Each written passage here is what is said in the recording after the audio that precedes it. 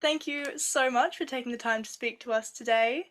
How are you doing? Yeah, I'm doing fine.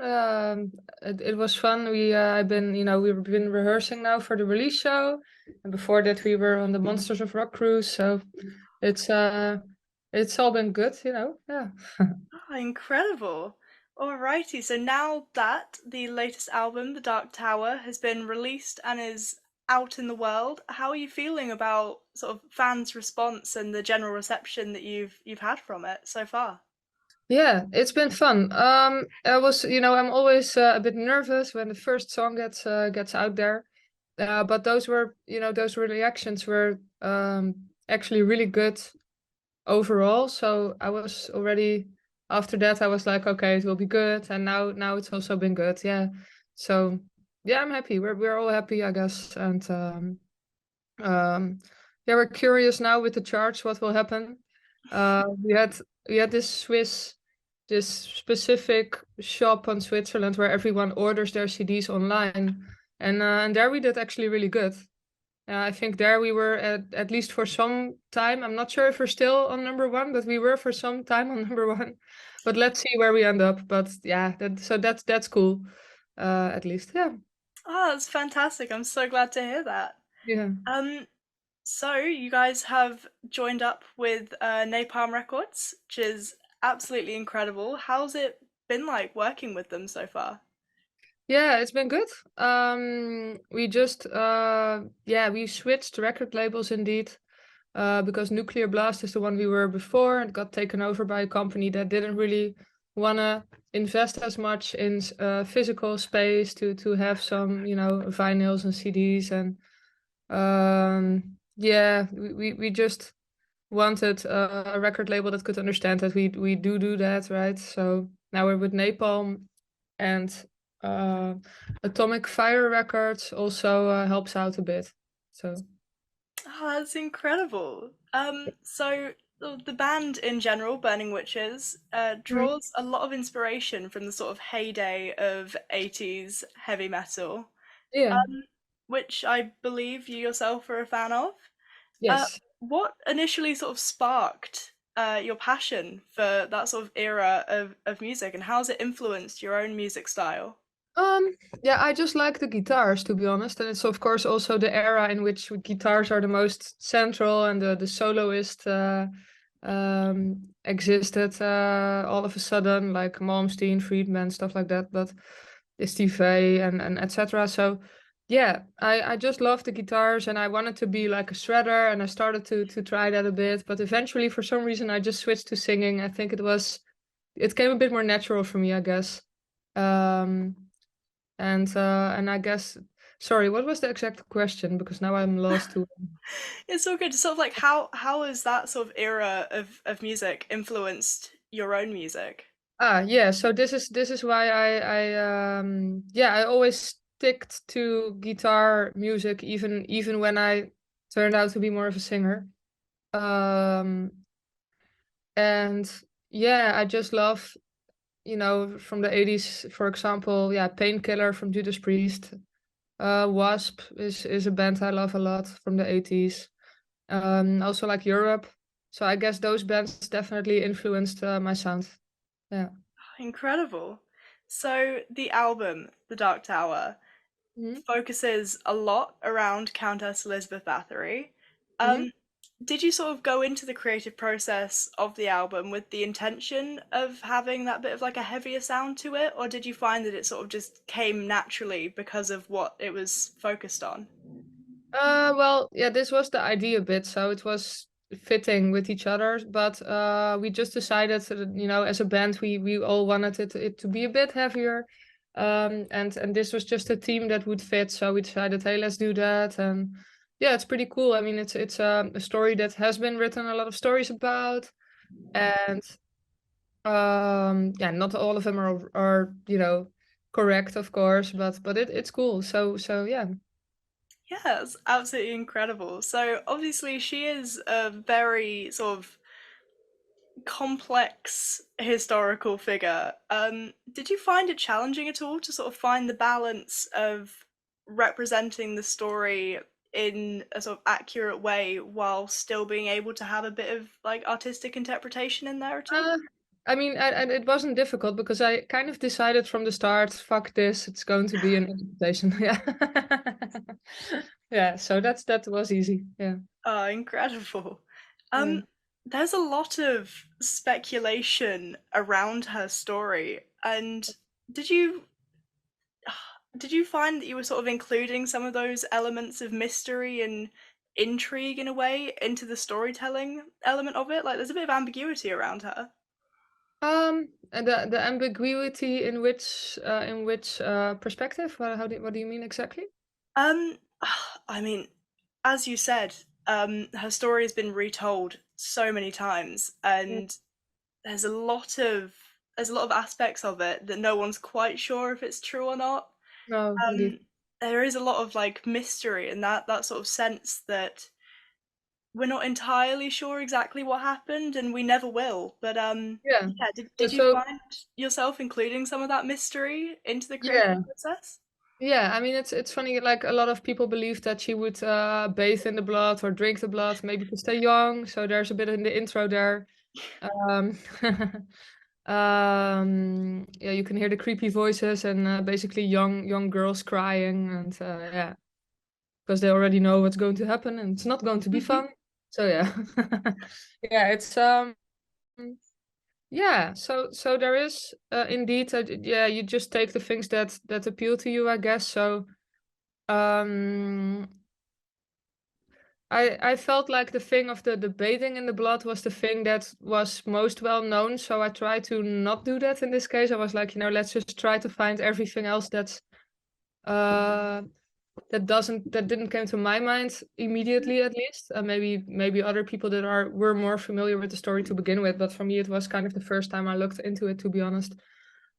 Um and yeah, what I liked about it is to think of how the situation was, right? If you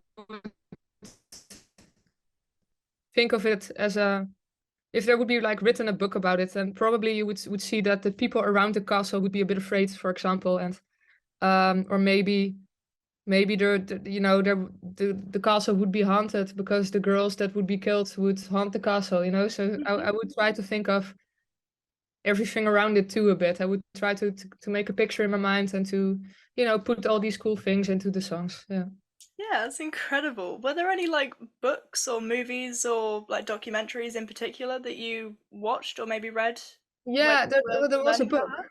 There was a book, but to be honest, I forgot the name of the book. I remembered finding it, and Hmm. it basically said you can use this website for free in the first few hours. So I basically read it, I made notes, and that was it. So I don't know anymore. It's gone.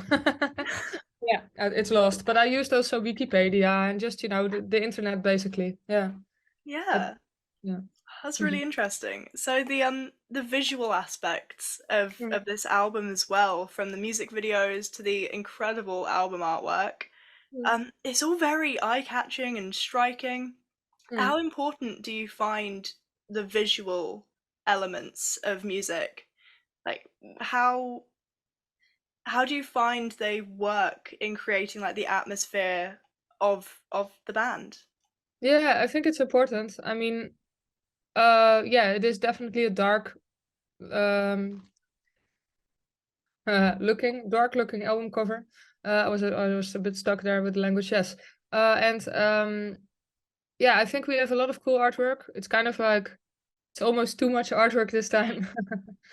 So I really love it. Yeah, if you have the CD, I think every artwork is included. So there's this beautiful picture of Countess Bathory with some blood dripping down her mouth, and um yeah, the artist did a really, really awesome job on that. And I think it's important because it's the first thing you see, and they say you shouldn't judge a book by its cover, but it's what makes you curious, right? So it's also Absolutely. what can make you curious for the album, and I think it does fit with what we try to do. Yeah. It's incredible. So you guys are known for doing incredible covers, and this is no exception with your cover of you've got your Wasp cover in there. Um if your band was to have one of your songs covered by another band, who like which band would you like to hear cover one of your songs, and which song would you like them to do? Ooh. Let me think. Um, I think it would be really interested. I don't know them that well, but this is why I'm kind of curious. Because it's kind of a different genre. I would think Avenged Sevenfold, it would be kind of cool. Yeah, Yeah, they made this one song that I really like. I think it's called Nightmare, right? And they have this one of one my song, "It's favorites. a fucking nightmare," and Yeah. it's such a fun song, and it's a bit groovy, and it has this little creepy element in there. So I would love them to do something with one of the songs. Yeah. That's so cool. So the track Tomorrow provides a bit of a rest in the album before the tempo picks up a little bit more. Can you share the Mm. significance of like the placement of that track in the album and how you feel it may have helped sculpt the whole atmosphere and dynamic of the album as a whole? Yeah. Yeah, it's a bit of a weird song in there, right? I think just like Unleash the Beast, they're a bit of more contemplating on the idea that, this Countess Bathory, she grew up as a girl. Maybe this was one of the things that I could find on the internet is probably, I mean, there could be some truth in it.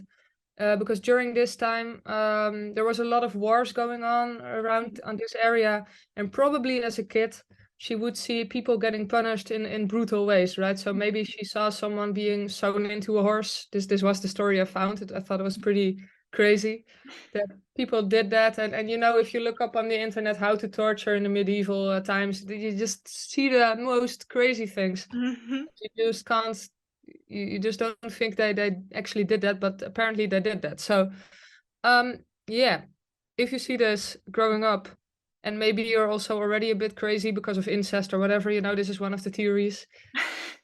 Yeah, I mean, what makes you be this crazy that you just start torturing, now in this case her maiden servants? She Mhm. just tortured them if they did something wrong, and then they died because of it, right? So how do you get to that point? Like, what made you be like that? And for Tomorrow, I guess it's about actually it's more of a realistic song in there, because it's also contemplating on that idea, like, if something is around you that doesn't make you feel um comfortable, or you can feel maybe out of place, or maybe you need a coping mechanism or whatever. I'm not saying that whatever Countess Battery did was a good thing, but I don't know. It's just contemplative. And Tomorrow is just a bit different in that aspect. It is actually about a friend that he doesn't feel like he is, in a good place in society. Basically, he doesn't literally, by the way, also doesn't like to live anymore between four walls. So he started to live on the street, and I was worried about him. This is the first time he started to do this, and I'm just worried. Basically, it's not the best, safest environment. He was one time beaten up, and besides that, yeah, he's just struggling his whole life already with a lot of things. So um, it's just my hope that tomorrow will be a better day. Yeah. That's so incredible. Loved hearing that. Are there any songs on the Dark Tower that we can expect to hear in any upcoming set lists? Yes, we are. I mean, at least for the release show, we have a lot of new songs on there. So what we have now from the new album is of course the Dark Tower, Unleash the Beast, Tomorrow, indeed, World on Fire. There's a really cool one that we were not sure. Should we make a clip? Should we not? This is actually also a cool one. Evil Witch. Mm-hmm. And then Heart of Ice. Let me think if I got everything. Yeah, I think that's it. Yeah. So Awesome. Are you excited to be putting this new material into some of your live shows? yeah, it's really cool. I mean, it's um yeah, it's just cool to have something different for a change. I think the fans want to hear the new songs, but of course they also always want to hear the old songs. So we're trying to combine it a bit. Yeah. But yeah, it's fun. It's a bit of a change, you know. Yeah. Ah, brilliant. So, speaking of live shows, summer festival season is quickly approaching. Can we Mhm. expect to see you around at all? Um, yes, I don't know everything by heart. We go to Wacken, so that's of course a huge, awesome festival in Hmm. Germany, the biggest one around. Let me check where else. We're actually going to the Swiss Comic Con just to stand at the stand. Yeah, that's really funny. We have the release shows, Zurich, Belgium, Germany. Then we have End of Silence open air festival in Germany. And then we go be at the stand at the Swiss Comic Con, the 20th of May. That's pretty cool. Something different for a change. Yeah, absolutely. You can hang around with nerds. June 10th is also in Switzerland, Rocknacht in Diepoldsau.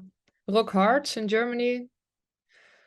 Yeah, Wacken open air indeed. And Leandas del Rock. It's really cool. We've been there one time before. It's amazing to play there. Really cool crowd.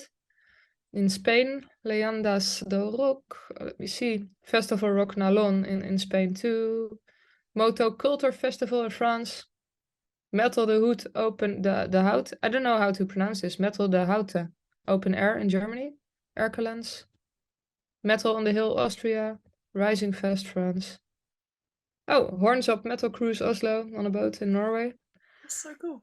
Yeah, and then in December we have one show in Mexico. So Oh, yeah, wow. yeah, that's cool. Life After Death Horror Fest. So it fits the theme of the album. So That is a lot of fun. Wow, you are all over the place this season. yeah, and the tours will be announced later. There are some small tours that we're going to do. It's a bit difficult this year with fuel cost and etc. But we have some Yeah. stuff coming up. Yeah. Lots of exciting stuff to come then. Yep. Oh, incredible. So, as well as being the vocalist of Burning Witches, Mhm. you are also a vocal coach. Yes. Um, that is incredible. It's like working two jobs at once. That's so much fun. How do you feel like the experience of being a performer has influenced your approach to teaching people? Um. Well, yeah, I mean, you also have the experience, of course, as a performer. So if people ask for it, or if I know they're going to do a live show and they want singing lessons, for a specific song, maybe they will do live. I also try to tell them about what I know will happen live, what they can pay attention to. So lots of time, for example, if you sing live, there's so much noise around you, you kind of want to start to try and sing louder, but there's like a maximum of loudness that you can use before your voice just literally physically can't do it anymore. And especially for certain vocal techniques that you use. Um, so I try to also keep this in mind and tell those kind of things also. Yeah. So, do you find yourself ever using any of the tricks that you're teaching your students to prepare yourself before you go on stage? Yeah, mostly if I'm not happy with it, of course. I mean, during preparing, everything's fine usually, right? But if something is wrong, then I'm thinking, yeah, now I have to do what I usually tell my students. You know what I mean? Mhm. Normally, I don't really consciously think that much about what I'm doing, but if things go wrong, I have to, right? So yeah, yeah, Oh, that's so much fun. Speaking of all of the incredible things you've done, you've also dabbled a little bit in voiceover work, I hear. yeah. I'm trying. Yeah, That's just a bit so of a much hobby fun. right now. Yeah. Like, Yeah, it's how did you become involved in that field, and what do you enjoy most about sort of lending yourself over to that?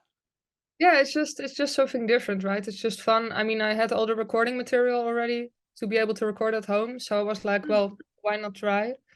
Yeah, and it's kind of funny, like just to I like most to get into the characters a bit, and to be honest, it's also the most difficult for me because I don't really have a theater background or something. Mm. But I think it's the most fun because you get to do a bit of characters and stuff. So yeah. That is so much fun. I absolutely love that. Mm. So, yeah, that is pretty much everything for today. Just want to say that we are so excited to see you either on the road or during summer festival season. I'm sure one of us will get out to see you guys at some point. Uh-huh. Um, Thank you so much for taking the time to speak to me. And is there anything else that you'd like to say to any of your fans that might be watching or listening to this right now?